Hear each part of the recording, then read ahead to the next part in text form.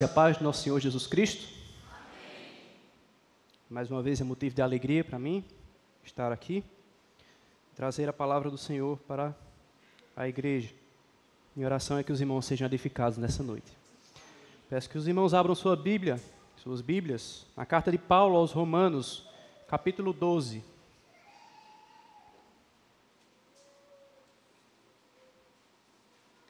Carta de Paulo aos Romanos, capítulo 12, nós vamos ler os dois primeiros versículos.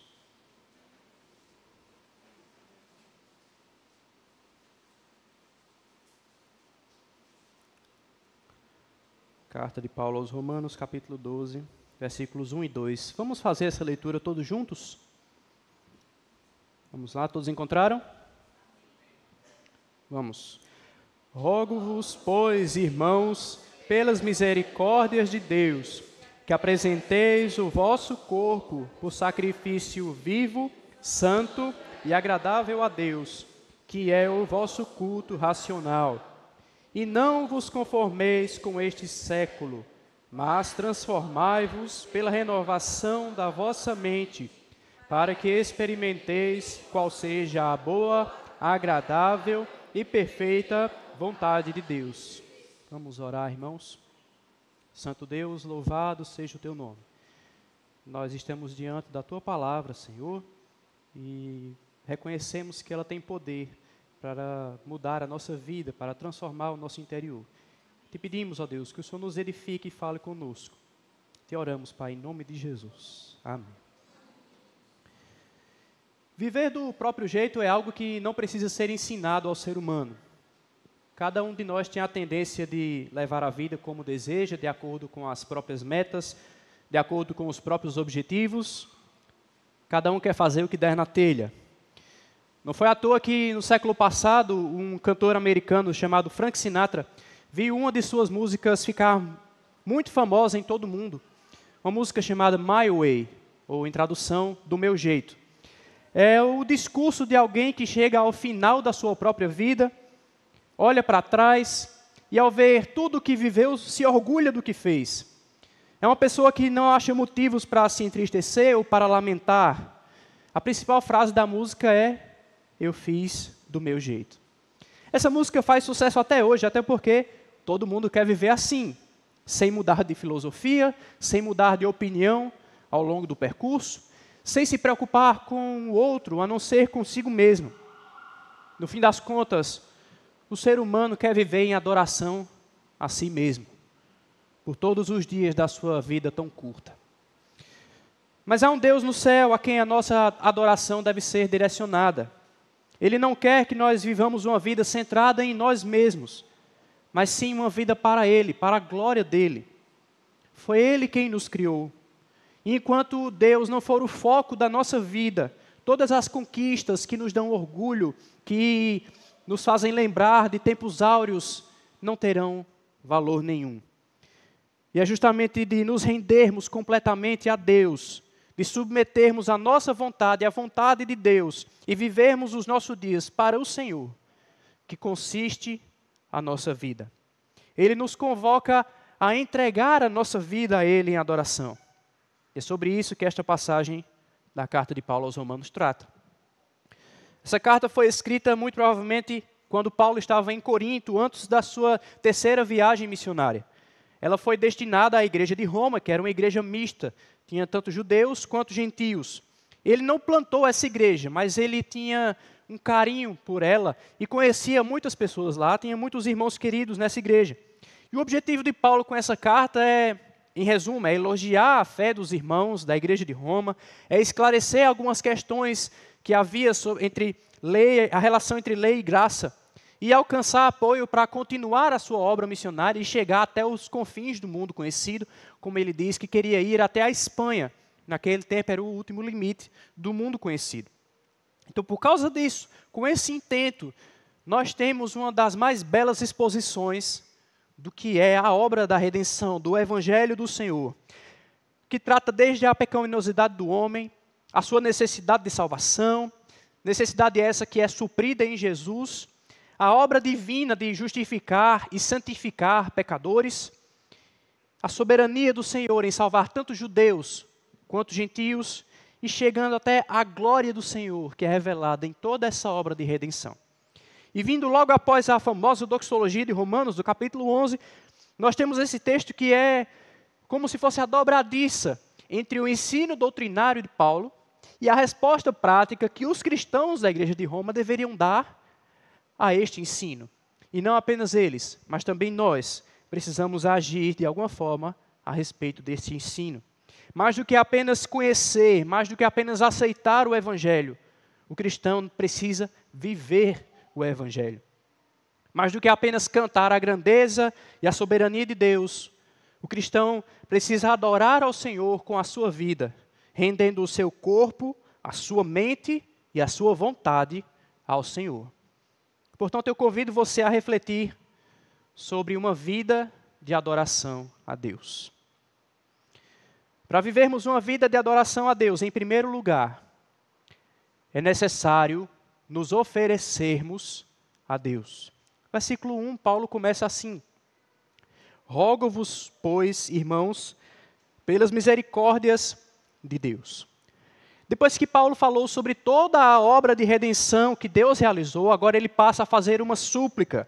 O que ele vai falar agora não deve ser encarado como uma ordenança fria, uma ordem impessoal, um mandamento duro e seco, mas sim como um pedido feito em amor. Esse pois que está na sua Bíblia funciona como um conectivo. Em outras traduções você vai encontrar portanto. Significa aqui que Paulo está retomando tudo aquilo que ele falou anteriormente. E ele então roga pelas misericórdias de Deus. Isso é muito significativo. O fundamento do pedido são as misericórdias de Deus, porque é necessário que o crente conheça a bondade e a misericórdia de Deus, para que viva uma vida de adoração a Ele. Primeiro, o cristão desfruta da bondade, da misericórdia de ser salvo, e em gratidão ao Senhor, passa a viver em adoração. O próprio Paulo fala que, no capítulo 2 desta carta, que é a bondade de Deus que nos conduz ao arrependimento. Então, sabendo quem nós éramos e o que Deus fez por nós, nós temos algo a fazer em resposta. E o que é esse algo? Paulo fala que apresenteis o vosso corpo por sacrifício vivo, santo e agradável. Ora, nós sabemos do que se trata um sacrifício. É uma ordenança da antiga aliança que o Senhor mesmo fez de que animais fossem mortos para que se fizesse expiação pelos pecados do povo. O animal ofertado era completamente entregue a Deus, para que a culpa pelo pecado do ofertante fosse tirado. Mas depois que o nosso Senhor Jesus morreu na cruz, sacrifícios de animais não são mais necessários. O sacrifício do nosso Senhor foi perfeito. Então, por que Paulo está falando de sacrifício aqui? Ele está falando do aspecto de rendição que existe no sacrifício.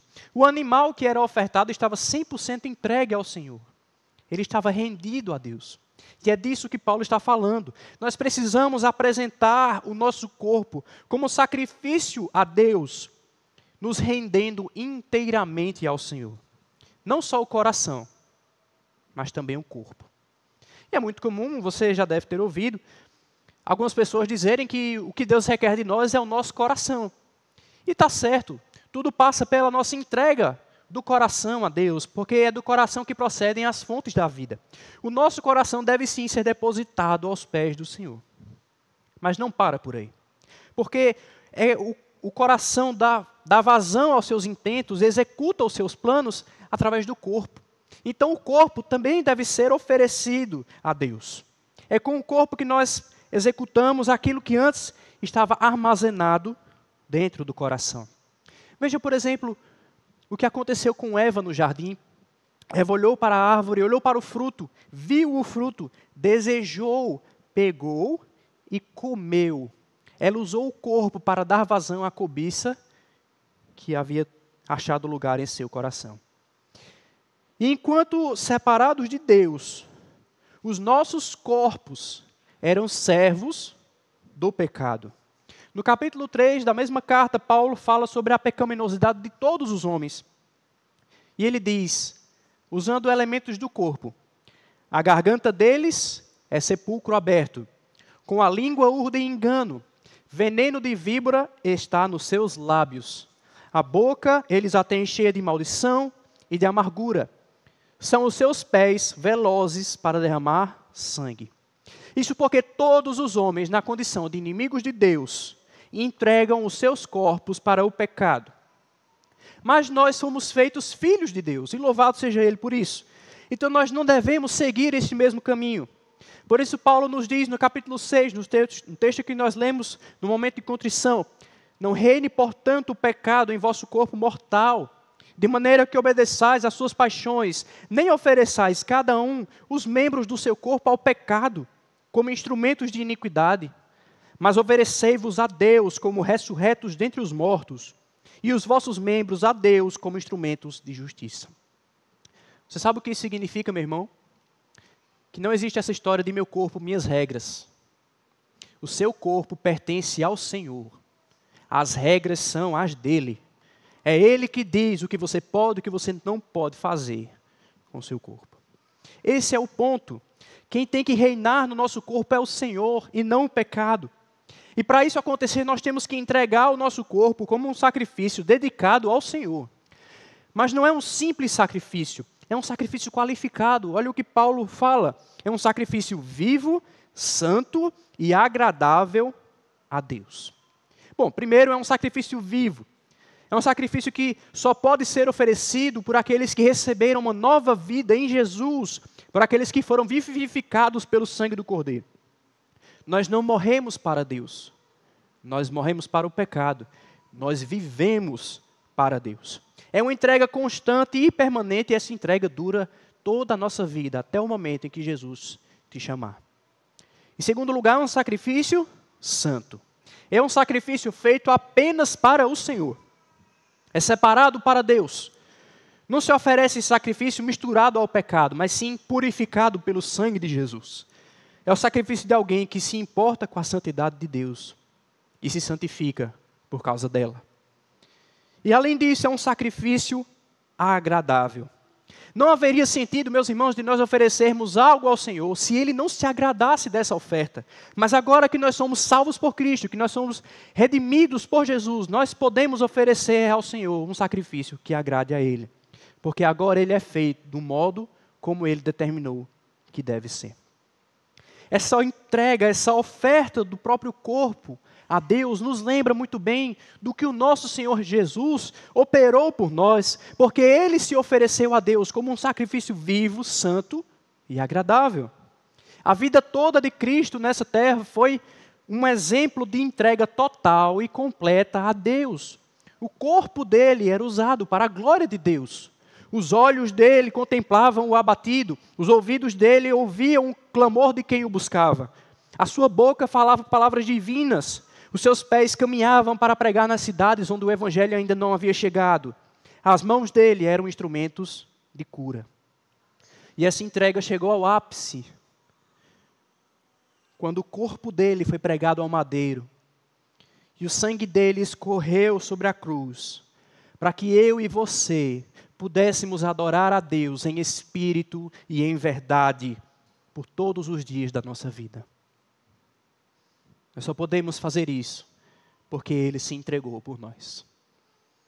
Por isso, nós dizemos, como Paulo fala aos Coríntios, Ele morreu por todos para que os que vivem não vivam mais para si mesmos, mas para aquele que por eles morreu e ressuscitou.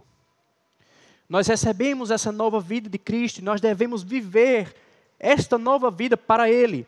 E é justamente viver em rendição a Ele que consiste a nossa adoração. A nossa adoração que é o nosso culto racional. O nosso culto racional ou o nosso culto espiritual não se trata simplesmente de um culto que nós prestamos aqui no dia de hoje, no dia de domingo. Adorar ao Senhor não se limita a cantar hinos, a cantar louvores, mas consiste em uma entrega a Deus que nós vivenciamos em todos os lugares da nossa vida, a todo momento, nos acompanha por onde nós formos. Se você vive, você está prestando culto. Até nas atividades mais comuns, mais simples do seu dia a dia, do seu cotidiano. Se engana quem pensa que o dia a dia não conta para Deus. Conta sim, muito. Porque é no nosso cotidiano que nós revelamos o nosso modo de enxergar o mundo, nós revelamos os nossos objetivos de vida, nós revelamos as nossas preocupações, o que inquieta o nosso coração, nós revelamos onde está o tesouro do nosso coração. Esse tipo de coisa dificilmente se mostra aqui, no culto do domingo. Dificilmente se mostra nas celebrações dominicais. É no cotidiano que nós revelamos essas coisas. E aquele que dita como você age, como você pensa nessas situações, é o mesmo a quem você está prestando culto. Se você pensa e age de acordo com a vontade de Deus, então você está cultuando a Deus. Mas se você pensa e age de acordo com a carne, você pode estar cultuando a si mesmo, você pode estar cultuando ao pecado, mas não é a Deus que você está prestando culto. Quem se oferece a Deus, desvia os olhos da cobiça, afasta a língua da mentira, da fofoca, não deixa sair da sua boca nenhuma palavra torpe, corre para longe do mal, não põe as suas mãos naquilo que é do outro, usa o corpo para adorar a Deus em tudo que faz, porque entendeu o que significa apresentar um sacrifício vivo, santo e agradável a Deus. Nós estamos meditando nessa noite sobre uma vida de adoração a Deus. Nós já vimos que é necessário nos oferecermos a Deus para termos esta vida. E em segundo lugar, também é necessário que nós sejamos transformados por Deus. O versículo 2 diz: e não vos conformeis com este século. Paulo diz que, além de nos oferecermos a Deus, nós precisamos assumir uma forma diferente. Uma forma diferente da que se encontra no mundo, a qual nós somos continuamente assediados a nos adaptar. Esse é um princípio central da fé cristã. Nós temos que ser diferentes. Tem que existir uma distinção entre aqueles que são conduzidos pelo Senhor e aqueles que não são. Uma das características do povo de Deus, desde sempre, é que ele é um povo santo, no sentido que ele é um povo separado, diferente dos demais. Justamente por isso, existe uma forma diferente a qual o povo de Deus se amolda. Lembre-se de quantas leis o Senhor deu a Israel, para que eles fossem de fato distintos das demais nações da terra. Da mesma forma, existe uma forma diferente, existe um padrão distinto ao qual nós precisamos nos adaptar. E quando Israel começou a se misturar com as outras nações e agir igual às outras nações da terra, Deus passou a rejeitar a adoração do povo.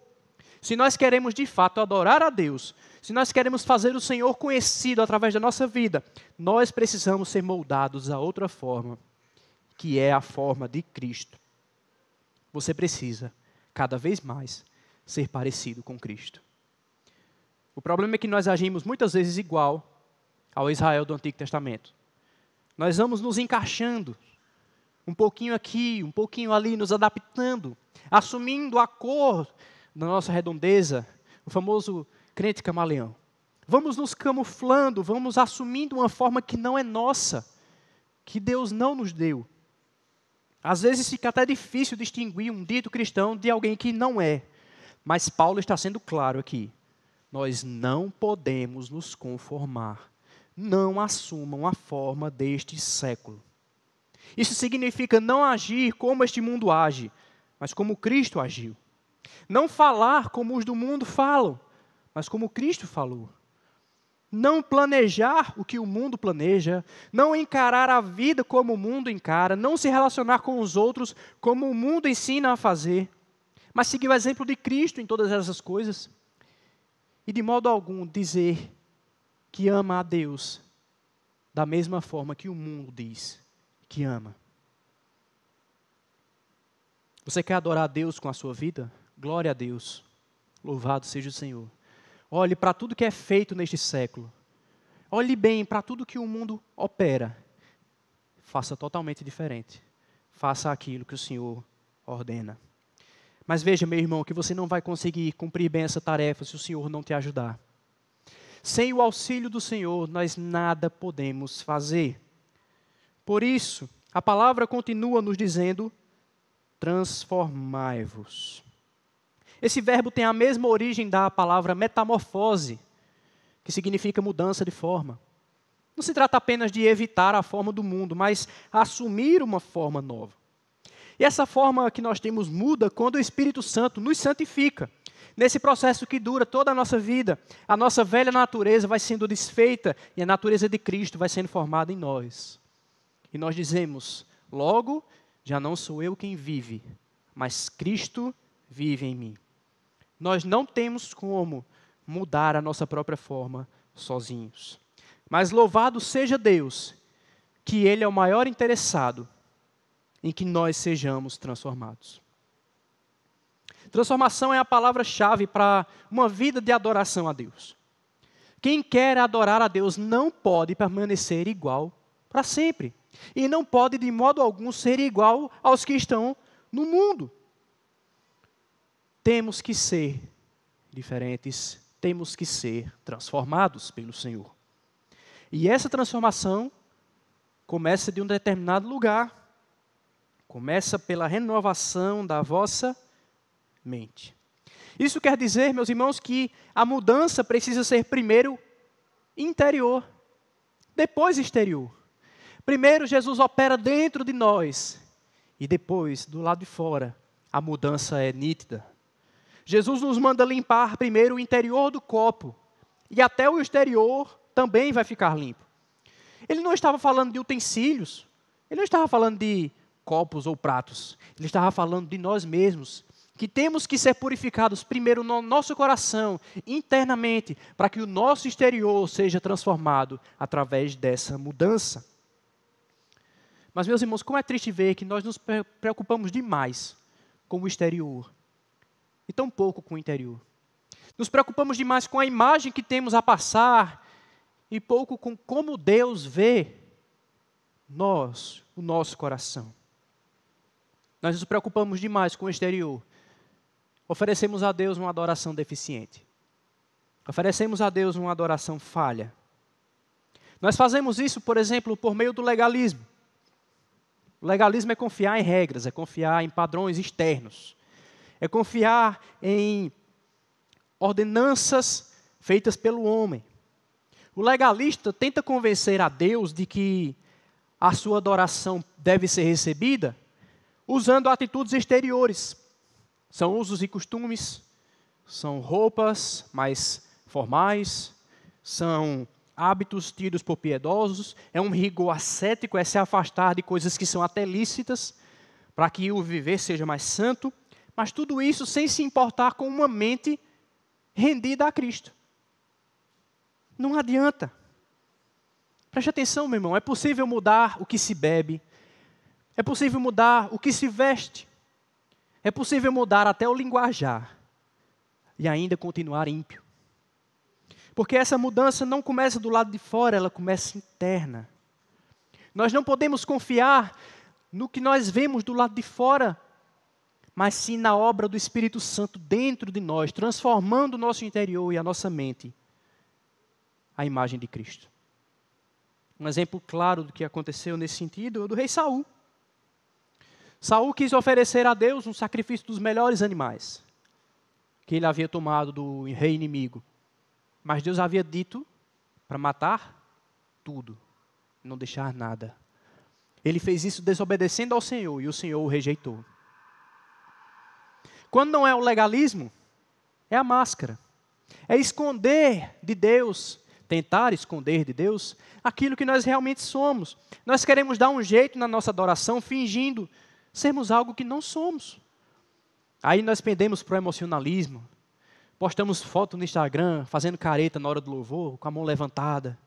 Na legenda, eu amo Jesus. Ah, como eu amo Jesus, eu sou louco por Jesus. E aí se engaja, fala de Jesus nas redes sociais. Às vezes é o fervor que resulta de um acampamento. Passou uma semana publicando todo dia sobre Jesus e devocionais. Mas trata o pecado como se fosse uma besteirinha. Não se importa realmente de mudar por dentro. Busca a aprovação dos homens e não a aprovação de Deus. Continua com a mente natural, ainda precisando ser renovada pelo Senhor. Um exemplo disso, Ananias e Safira tentaram fazer uma oferta a Deus achando que ele não ia ver a mentira. Mas nós sabemos o final da história. Ambos morreram por causa da mentira. Meus irmãos, quando é o Espírito Santo que atua dentro de nós, não existe legalismo, não existe emocionalismo, não existe máscara que resistam. O Espírito Santo faz uso da palavra para nos orientar. Ele imprime a lei do Senhor no nosso coração. Ele faz com que o nosso interior se submeta a Deus. Ele faz com que o nosso velho homem que buscava os olhares dos outros, que buscava os desejos do pecado, o prazer do pecado, faz com que ele seja substituído por um novo homem que se agrada de ser visto por Deus, que se agrada de obedecer a Deus. Aí sim, desse interior transformado, surge uma transformação externa. E essa transformação externa, sendo genuína, agrada ao nosso Deus. Se alguém que passou por esse processo for questionado, se alguém perguntar assim, o que foi que aconteceu com você? Por que você mudou? Por que você é assim agora? Essa pessoa não vai responder, é porque agora eu sou evangélico. Agora eu sou da lei dos crentes. Não. Quem passa por essa transformação vai responder, eu mudei, porque Jesus me salvou. E Ele transformou o meu viver. E Ele me deu nova vida. E Ele me deu uma nova identidade. Ele me deu uma nova história. Ele me fez recomeçar do zero. Eu nasci de novo em Jesus. Eu fui transformado por Ele. É assim que se deve responder. É isso que Jesus faz dentro de nós. Nesse processo, sim, nós vamos deixar de fazer muita coisa. Nós vamos deixar de fazer aquilo que nós fazíamos antes. Mas a chave aqui é a motivação. Por quê você deixou de fazer? Qual foi o motivo? O motivo é Cristo. Cristo nos transforma de dentro para fora, para que nós possamos adorar a Deus. Lembrando, meus irmãos, nós estamos meditando sobre uma vida de adoração a Deus. Para levar uma vida de adoração a Deus, nós precisamos primeiro nos oferecer a Deus.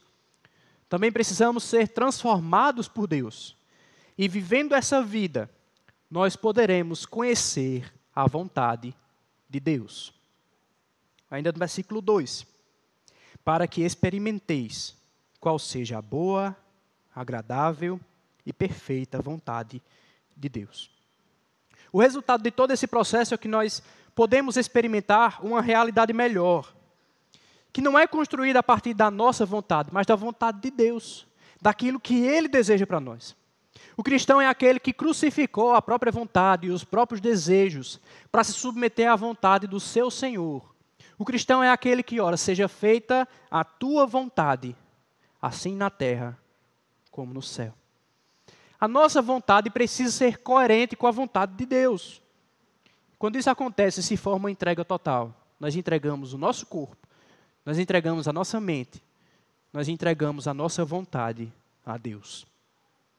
Se não existe essa entrega completa, se não existe submissão a Deus, nós não podemos ser conduzidos pela vontade de Deus. A vontade dele é plena em nós quando nós nos entregamos a Ele sem reservas, por completo. Quando nós dizemos, Senhor, não há nada, não há nenhum espaço da minha alma que não esteja aberto agora para o domínio do Senhor. Enquanto nós não fizermos isso, a vontade dele não será plena em nós. Mas quando nós enxergamos a nossa vida pela perspectiva do Senhor, aí sim nós podemos compreender qual é a vontade do Senhor. Porque adorar a Deus também é se submeter a Deus. A palavra experimentar que Paulo usa aqui tem um sentido duplo. Ela significa tanto testar, avaliar, quanto aprovar. E significa que você não vai ter simplesmente contato com a vontade de Deus. Você não vai saber qual é a vontade de Deus apenas. Você também vai testificar que ela é o que há de melhor para a sua vida. E o texto nos aponta 3 qualidades dessa vontade. Primeiro, a vontade de Deus é boa. Deus não tem propósito de nos fazer mal. Nós sabemos que todas as coisas cooperam para o bem daqueles que amam a Deus, daqueles que são chamados segundo o seu propósito. Deus quer nos fazer bem, ainda que às vezes seja difícil aceitar. E não se engane, esse bem que Deus quer nos fazer inclui respostas negativas, inclui provações, inclui sofrimentos, também inclui lutas. O fato de que a vontade de Deus é boa não significa que ela é fácil.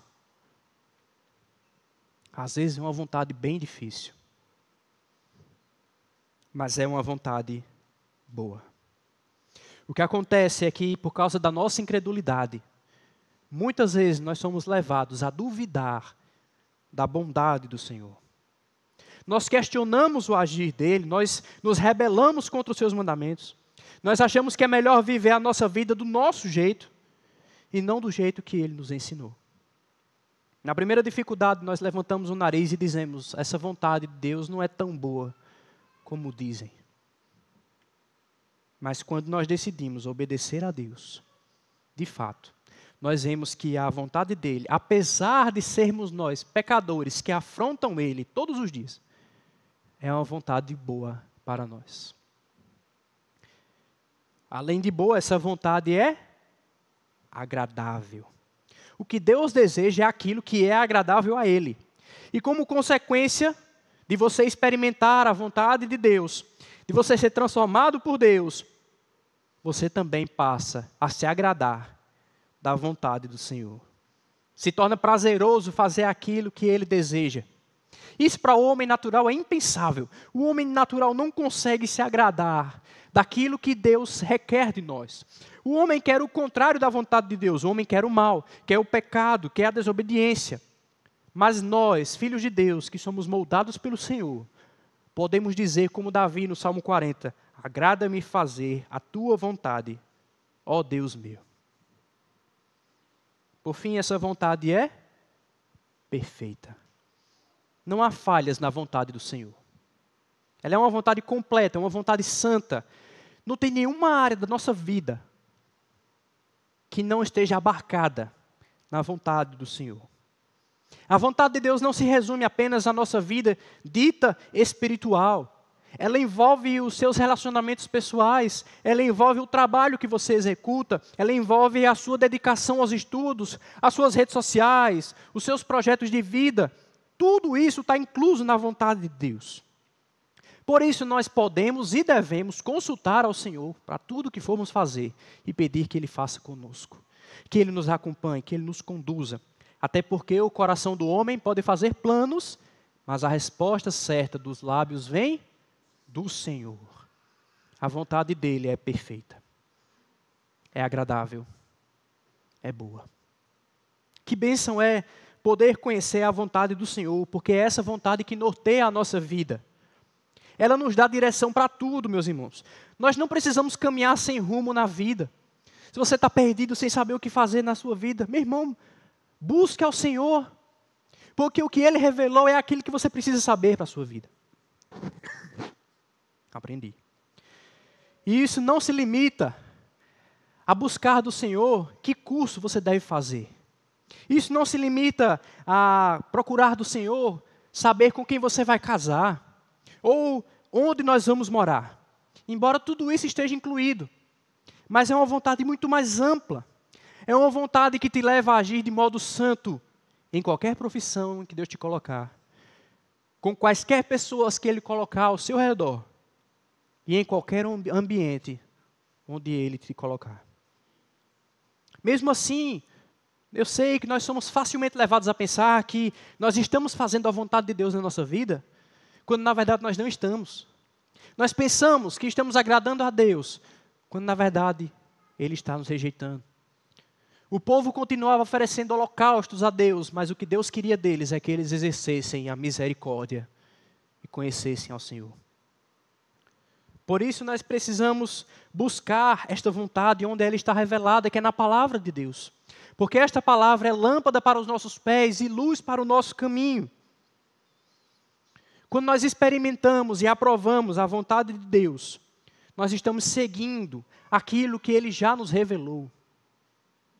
Ele já disse o que Ele requer de nós. Nós vamos nos tornando mais aptos, vamos sendo transformados por esta palavra. E aí nós podemos compreender, de fato, qual é a vontade do Senhor para a nossa vida.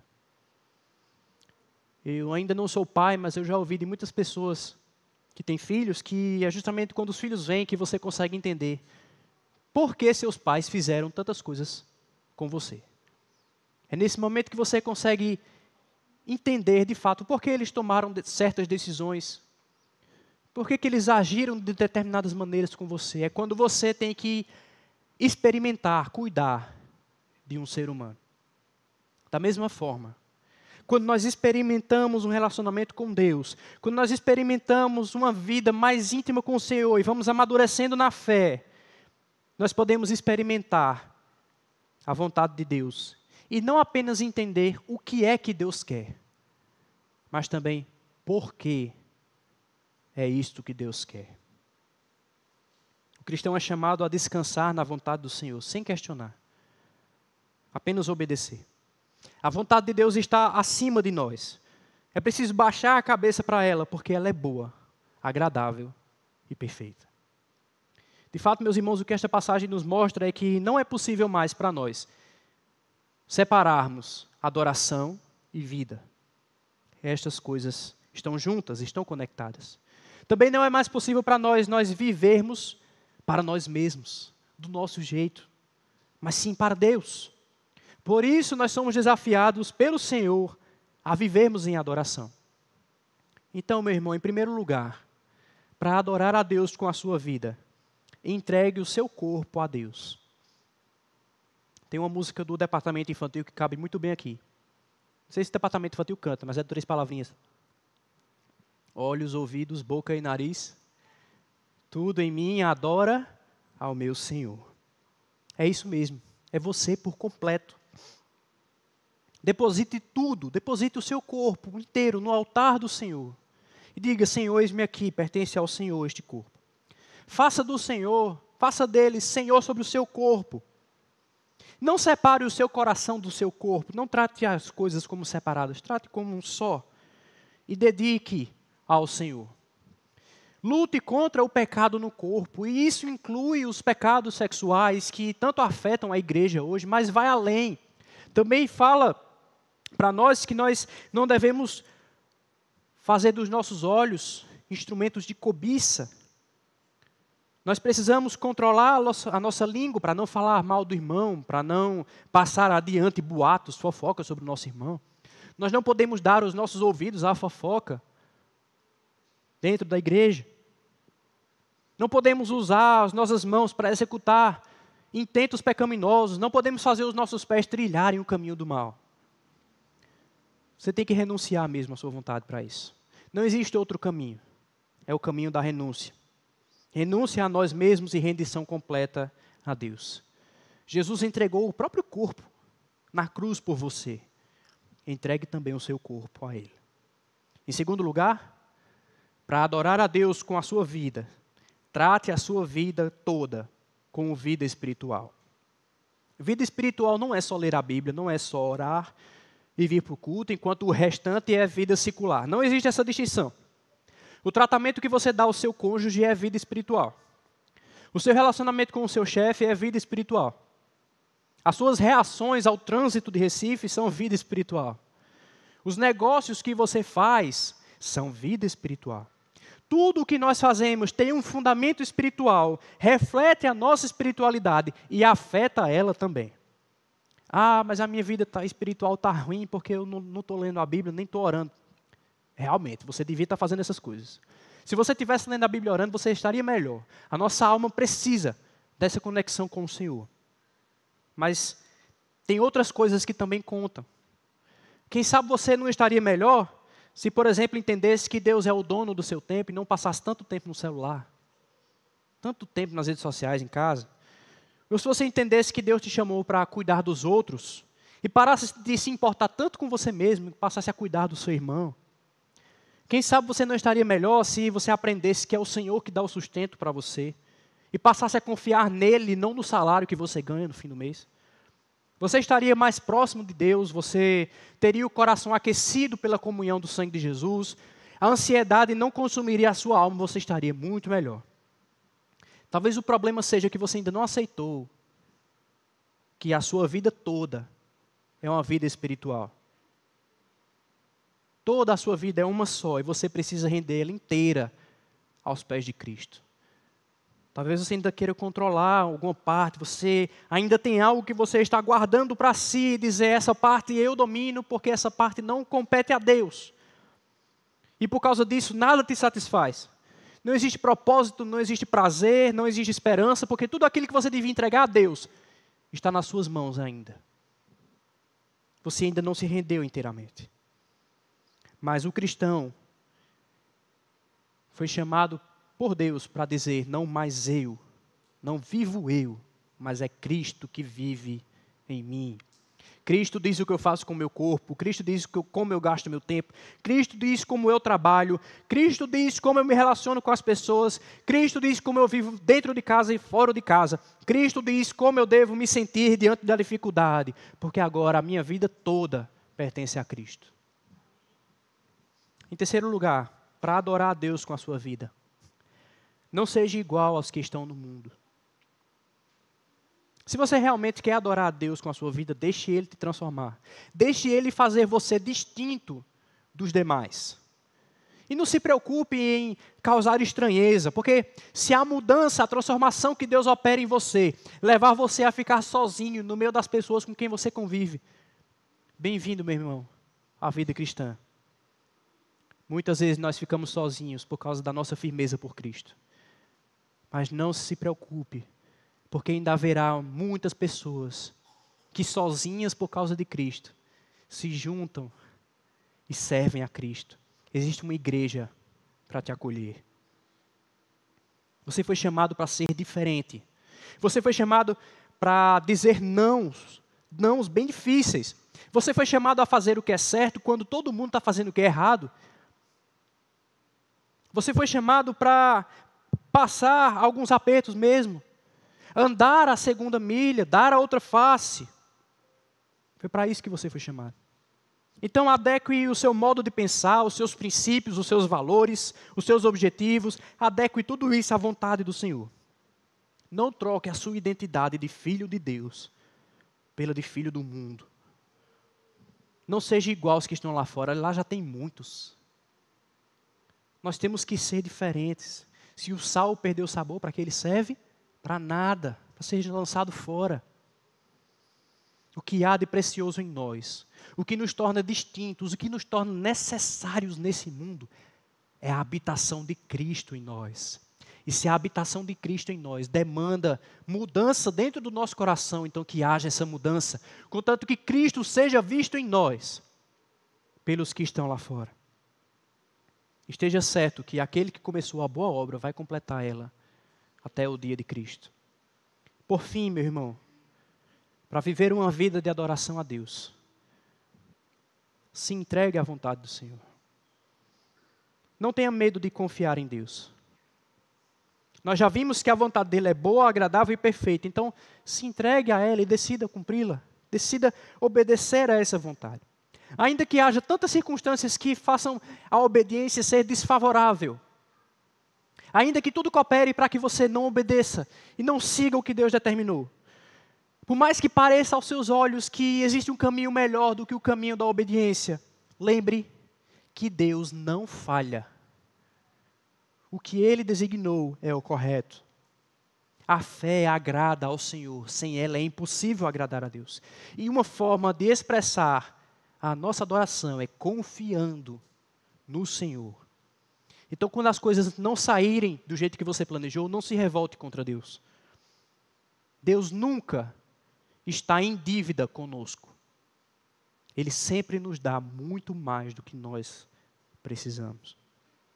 E saiba que se você ama a Deus, se você nasceu de novo, tudo, até as dificuldades e adversidades, cooperam para o seu bem. Então pare de tentar controlar a sua vida. Pare de tentar remar esse barco da sua vida.